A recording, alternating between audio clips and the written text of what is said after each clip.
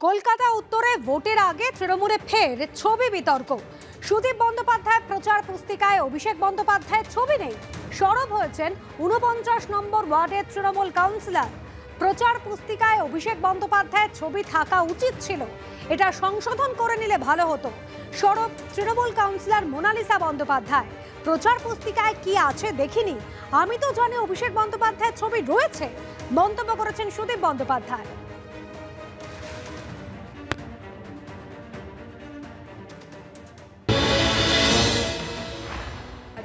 প্রথমবার আমি ইস্তেহারটা পেলাম, সকালবেলায় পেয়েছি, দেখলাম যে আজকে আমাদের ইউথ আইকন অভিষেক বন্দ্যোপাধ্যায়ের ফটোটা নেই, কোনো জায়গায় নেই, সব পাতা উল্টেই দেখলাম, দুটো জায়গায় আমি দেখলাম কোনো জায়গায় নেই। তো একটু ভালো লাগলো না দেখে, কারণ আজকে যেরকমভাবে আজকে এটা তো সত্যি কথা যে আজকে সর্বোপরি তৃণমূল কংগ্রেসের নেতৃত্ব দেন মাননীয় মুখ্যমন্ত্রী আমাদের মমতা বন্দ্যোপাধ্যায়, তারপরেই হচ্ছে অভিষেক বন্দ্যোপাধ্যায়।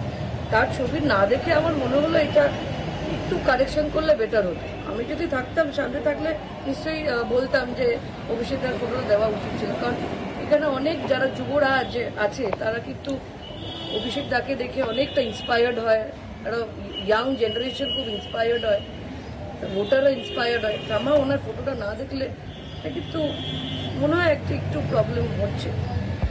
আমি জানি না প্রচার পুস্তিকা দেখবো, আমি তো জানি আছে।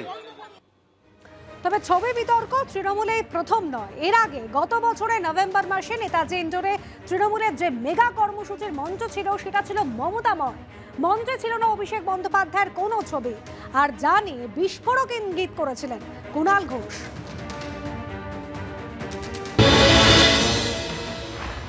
অভিষেকের বোধহয় মঞ্চে দৃশ্যত শারীরিকভাবে না আসতে পারলেও অভিষেকের একটা ছবি থাকা উচিত ছিল। আমি একবারও বলছি না যে অভিষেক ছাড়া মমতা বন্দ্যোপাধ্যায় পারবেন না, এটা কথা নয়। আবার অভিষেক তৃণমূল না করলে অভিষেকের চলবে না, সেরকমও ব্যাপার নয়। কলকাতা উত্তরে ভোটের আগে তৃণমূলে ফের ছবি বিতর্ক উস্কে উঠল। সুদীপ বন্দ্যোপাধ্যায় প্রচার পুস্তিকায় অভিষেক বন্দ্যোপাধ্যায়ের ছবি নেই। কেন নেই তা নিয়ে সরব হয়েছেন ৪৯ নম্বর ওয়ার্ডের তৃণমূল কাউন্সিলর। আর এই নিয়ে কলকাতা উত্তরে বিজেপি প্রার্থী তাপস রায় কি বলছেন শুনুন।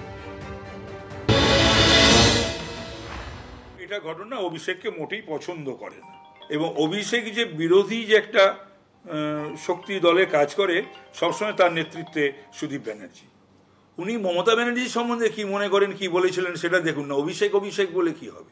তবে এটা ঘটনা যে মানুষটি একটি সুবিধাবাদী মানুষ, সুযোগ সন্ধানী মানুষ। মমতা বন্দ্যোপাধ্যায়কে রাখার সাথে সাথে যুব সমাজের আইকন অভিষেক বন্দ্যোপাধ্যায়কেও যদি সেই সম্মান বা সেই গুরুত্ব দেওয়া হয়, তাহলে মনে হয় দলের সর্বস্তরের কর্মীরা আরও বেশি করে উদ্বুদ্ধ হয়। কিন্তু অভিষেক বন্দ্যোপাধ্যায় দলের প্রতি যে অবদান, সেই অবদানটা প্রার্থী হওয়ার পরে ভুলে যাওয়াটাও কারোর উচিত নয়।